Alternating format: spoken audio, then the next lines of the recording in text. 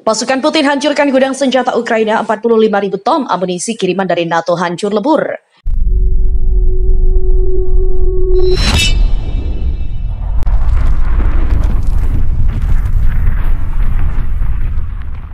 But Europe and the world to keep the planet alive.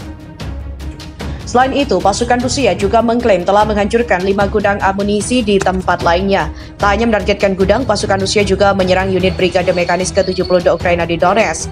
Dalam serangan itu, sebanyak 130 tentara Ukraina tewas dan kendaraan lapis baja hancur.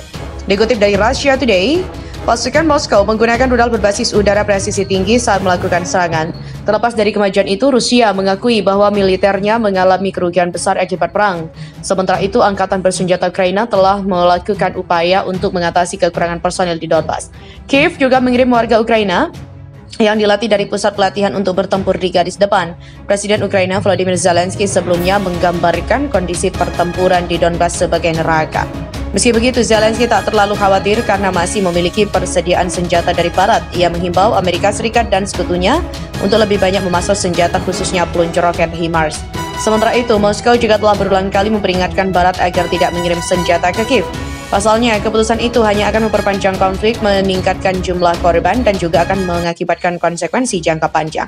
Selain itu, pasukan Rusia juga mengklaim telah menghancurkan 5 gudang amunisi di tempat lain. Tak hanya menargetkan gudang, pasukan Rusia juga menyerang unit Brigade Mekanis ke-72 Ukraina di Donetsk. Dalam serangan itu, sebanyak 130 tentara Ukraina tewas dan kendaraan lapis baja hancur. Dikutip dari Russia Today, pasukan Moskow menggunakan rudal berbasis udara presisi tinggi saat melakukan serangan. Terlepas dari kemajuan itu, Rusia juga mengakui bahwa militernya mengalami kerugian besar akibat perang. Sementara itu, Angkatan Bersenjata Ukraina telah melakukan upaya untuk mengatasi kekurangan personel di Donbas. Kiev mengirim warga Ukraina yang dilatih dari pusat pelatihan untuk bertempur di garis depan. Presiden Ukraina Volodymyr Zelensky sebelumnya mengabarkan kondisi pertempuran di Donbas sebagai neraka. Meski begitu, Zelensky tak terlalu khawatir karena masih memiliki persediaan senjata dari Barat.